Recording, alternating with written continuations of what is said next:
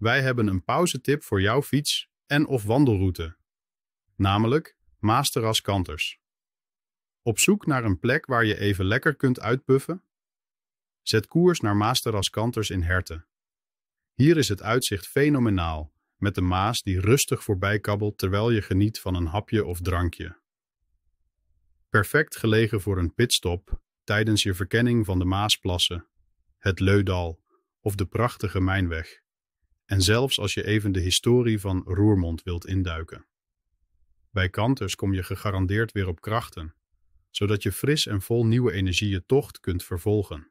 Zwaai naar de voorbijvarende bootjes en geniet van Limburgse gastvrijheid op zijn best.